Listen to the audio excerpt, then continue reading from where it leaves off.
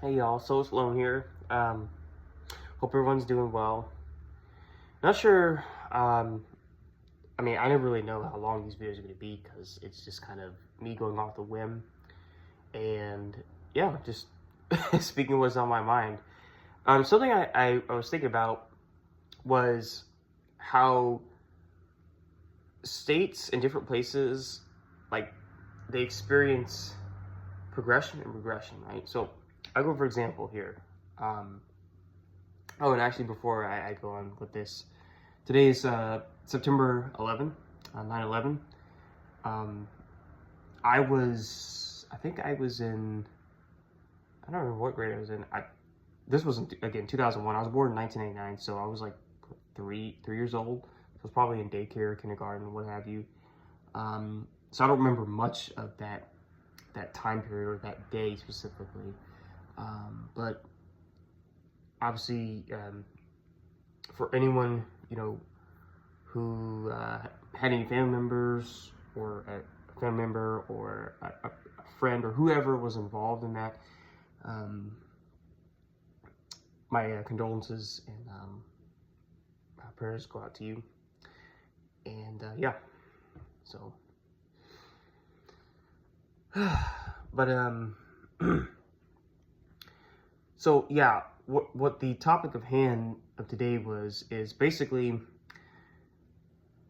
when people consider a place to live, there's a lot of things that go into that. Now, there's a lot of things that will essentially dictate where you live. Um, Obviously, employment opportunities, your own personal finances. So, like, what budget you had to work with, if you're single, if you're dating someone, if you're with roommates, family members, or married, or whatever your situation happens to be, right?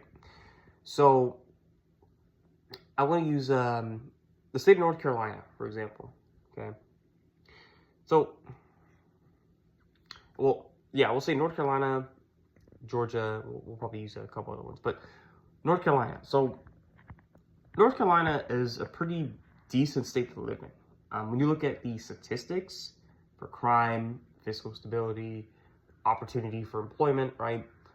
Tax burden, um, accessibility to healthcare, cost of healthcare, just kind of general things, right? And other miscellaneous things, um, property taxes, which, again, tax burden, um, and political landscape. That's definitely a big one right now. But I don't live in North Carolina. I should say that as a disclaimer. I've never lived there, but I'm using it as an example. Um, I'm from Virginia, so Virginia's a pretty decent state to live in. But I'm just going to use North Carolina for this example. Um, yeah, North Carolina seems to be pretty balanced, and everybody's going to have an opinion. Like, I could say North Carolina is one of the best states to live in, but someone else can disagree because maybe they came from a part of North Carolina that was lacking in certain things. It didn't have a lot of industry. It just didn't have the like um, it didn't have the recognition that, say, a larger metro area like, say, Charlotte would, or the Raleigh, metro area would have, which is understandable. But that's in, like, any state, right? Especially states that have, multiple metro areas like North Carolina, Texas, Tennessee, a couple other states, Florida, even here in Virginia, right? But yeah, North Carolina's not too bad. I mean, you have mountains and your beaches, the foothills, the Piedmont area, right? Um, there's areas where you can buy land. I don't know what the land costs are on average, if it's uberly high or not, but I mean, there is places that get land in North Carolina. Um, you have access to both mountains and beaches, and then you have the Piedmont, which is pretty much in the center. Um, you're not too far from other states. It borders Virginia, Tennessee, right? South Carolina, excuse me, Georgia. So it's not like you're gonna find yourself like think, oh, I'm too far away. It's not like you're in Maine or Florida or Hawaii or something, right? But anywho, yeah, you're near other states for the most point. Again, you have the Atlantic Ocean all the way out to the east, so as well as the Outer Banks, which are Berry Islands. You have the Albemarle Sound, the Pamlico Sound, um, and all these different bodies of water, estuaries, right? So North Carolina's not too bad. It has decent jobs, especially in the metro areas. Industries that are dominant in North Carolina seem to be healthcare, tech, tourism, and hospitality, right? Um, and probably a few other ones that are sprinkled about. But yeah, it's not that bad. The political landscape of the state, I'm not saying there's no instability or there never has been, but some states are extremely one side, some are extremely the other side, right? I don't see North Carolina having too much of an issue. I'm not saying there aren't outliers. I'm not saying there aren't people who are this far this way or this far that way. That can be in any state, regardless of the state's average. Okay, that's what I'm saying. Not like any specific county, metro area, region of the state, right? But it's not too bad.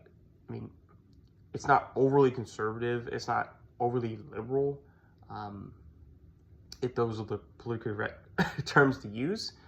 That's just my opinion. Again, I don't live in North Carolina, so someone who lives there, they're probably going to, elicit a comment like, yeah, that's completely wrong. If I'm wrong, I'm wrong. Again, there's always outliers, there's always minorities and everything, but we're just talking about the state in general. So yeah, crime-wise, I guess is another good way, good segue into that is the crime in North Carolina is not that bad. It's not like for a state in the South, it's not in the deep South, but the state South, it's not that bad. I'm not saying they don't have areas that are kind of like Fayetteville, Lumberton.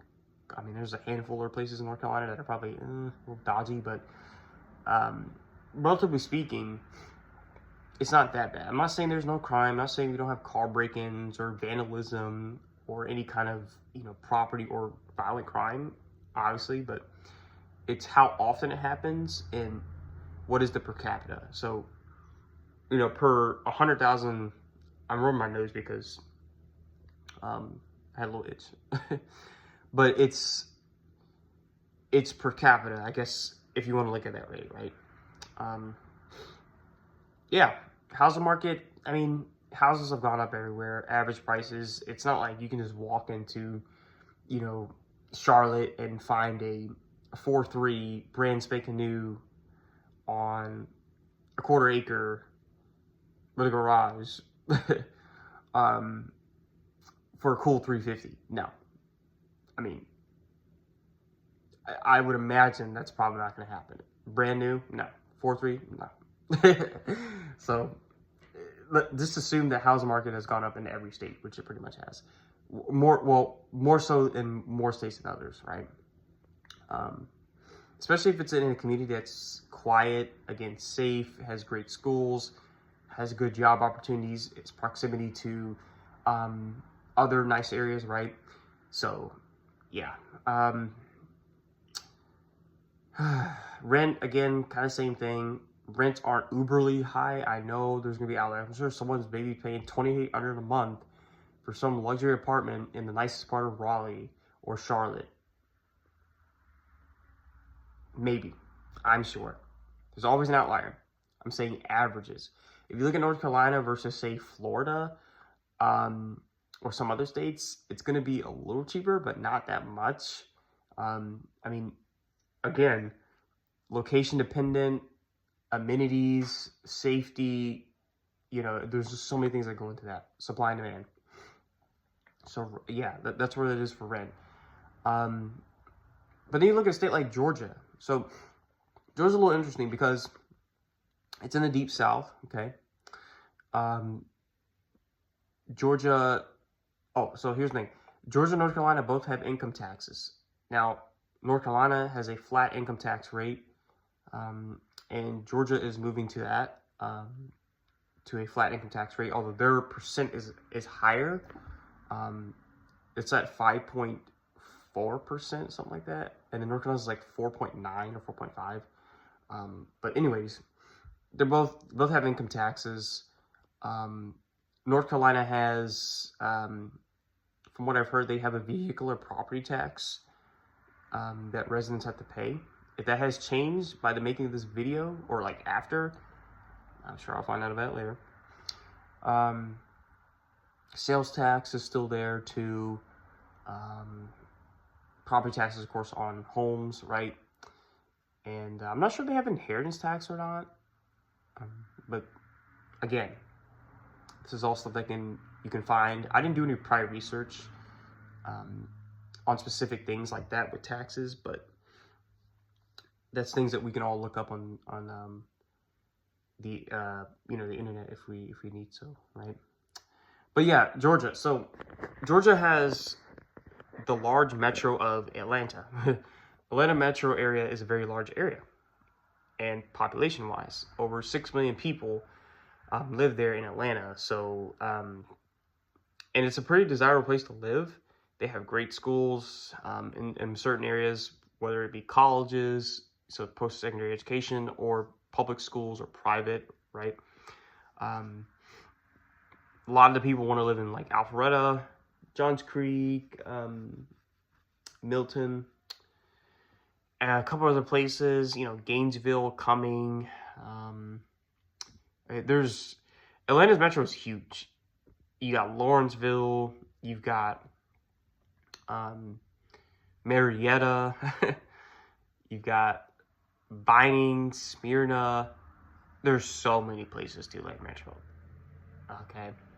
And there's, of course, places you might want to avoid, right, on the south side and what have you. But Atlanta has a lot of job opportunities, too. Again, their housing market is fairly competitive. I mean, again, because you have people that want to move there or that already live there and want to eventually own a home in Atlanta, Georgia, wherever that may be and what they can afford. Same thing with rents. Rents, they're cheaper in some areas and more in certain areas. If it's affluent, if it has jobs, if it is safe, if it's close to other amenities, and nice shopping centers and all kinds of like stuff that if you have the finances to afford it, it's going to cost, right? That's why living in Alpharetta costs more than, say, living in, I don't know, the south side of Atlanta, like College Park. So, because you're paying for it. Now, would I live in Alpharetta? I don't know. I say no just because if I had the money, like, I wouldn't want to dish out all that money on rent or a home, because the average rental prices and what you're gonna find for homes, even if it's a resale or an older home, it's gonna be fairly up there.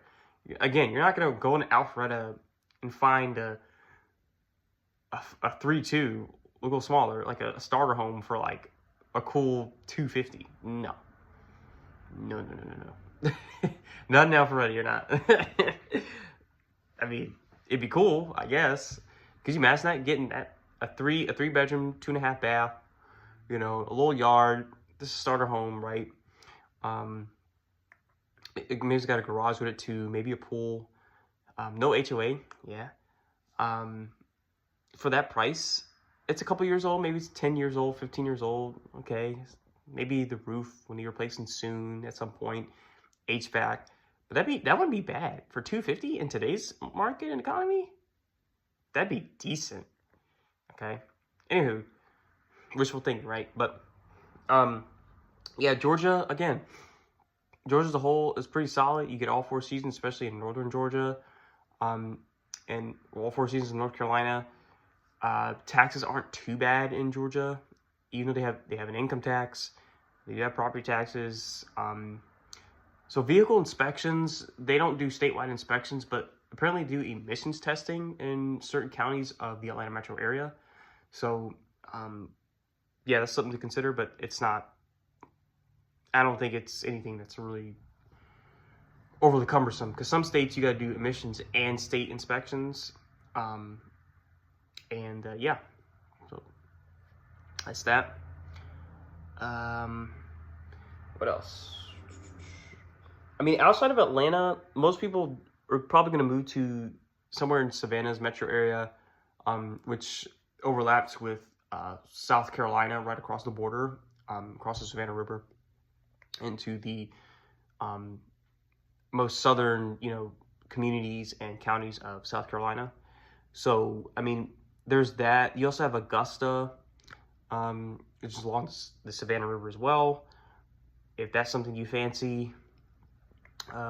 Columbus, I guess, maybe. Albany, yeah. Valdosta, the south, in south central Georgia. It's north of the Georgia-Florida border off of Interstate 75. A smaller community. But most people who are moving to Georgia, they're moving to Atlanta because that's where the jobs are. That's where the fiscal stability is going to be pretty much at its highest. It's going to be competitive, but, again, you're paying for the accessibility to all the amenities, different communities and cities that they have there. And, it's just, it is what it is. I mean, you either pay, you pay for the convenience of things or the amenities, like the access to it, or you live somewhere further out, and it might be cheaper to live like in the home or rent, but you're really far from, say, your job. You're really far from all the things that you can do or your opportunities. So you have to kind of play this game of like, okay, what am I willing to give and what am I willing to give up, right? What's the sacrifice? Like, what's the playing field? And that's going to be based on you and your finances, basically, and your situation. If you're single, versus being married or dating someone or roommates, there's a lot of things that are going to dictate, where you live, right? And what kind of money you're willing to spend to live in a certain area. Again, a lot of you can afford it. So, I don't know, guys. This video was kind of all over the place, but I would find it very interesting. They say move where opportunities are available, or where there's more abundance of that, right? It's not a scarcity. But again, you're going to be in competition with other people because you're moving where opportunities are available, but they're moving there too for the same reason, right? Or to get a fresh start, okay? Anywho, y'all guys let me know what you think. You can share your comments, your input. If you're a native of, say, North Carolina, Georgia, or any state, Texas, Tennessee, Florida, Wyoming, just let me know what you think about all that and how it affects your state, because everybody's state is different. I'll close out with this. It's like living in the middle of nowhere, Iowa, is totally different than living in, big city Houston, Texas, right? And obviously, yes, Texas has rural areas and areas of land that is just going on forever and ever. But, when you move from a state to another state, or like a small town to a big city or metro area, complete 180, or vice versa. But anyways, that's all I got to say. Lone one out.